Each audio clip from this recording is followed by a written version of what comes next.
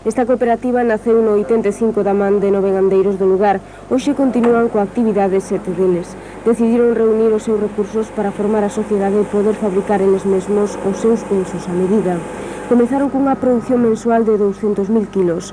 Hoxe saen de propor si 1 millón de kilos de penso cada 30 días. Se aproveitan un pienso pois basado en materias primas nobles, como son o millo, a cebada e a soja, que xunto cas vitaminas e minerales correspondientes, pois dan un pienso que se acerca moito a idea do que temos un pienso natural ou ecolóxico, non?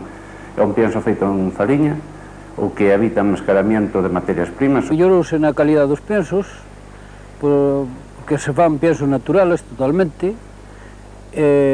pois na crianza dos animales mellorouse bastante, con respecto a antes, non?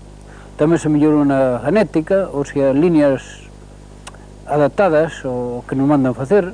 A produción do penso só necesita un proceso despois da chegada das materias primas que é o moído. O obxectivo da cooperativa é sempre a calidade do canal por riba do peso, aínda que están a lograr os dous fins. A través da sociedade tamén realizan o suministro da alimentación animal e o servicio técnico á produción.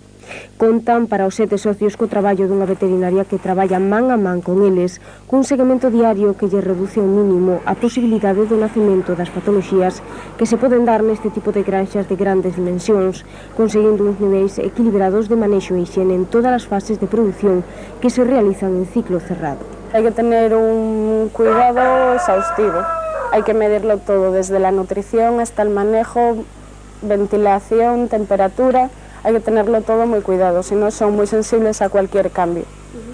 Se hace todo con el mínimo riesgo.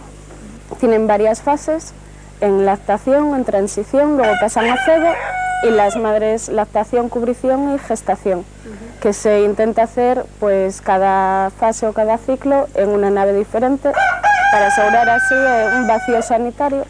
As novas tecnoloxías están tamén ao servicio deste tipo de empresas. Dende hai 7 anos traballan cun programa de xestión que naceu como experiencia piloto da man da Xunta e que lles está a dar uns excelentes resultados.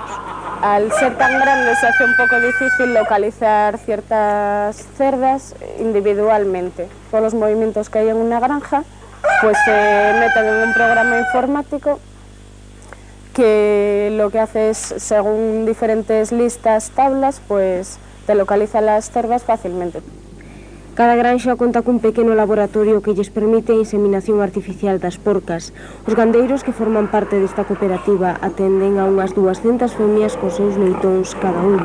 A vida media das porcas é de 8 partos. Como norma son os propios socios os que se ocupan tamén da venda dos porcos que poñen no mercado cun peso duns 90 kilos.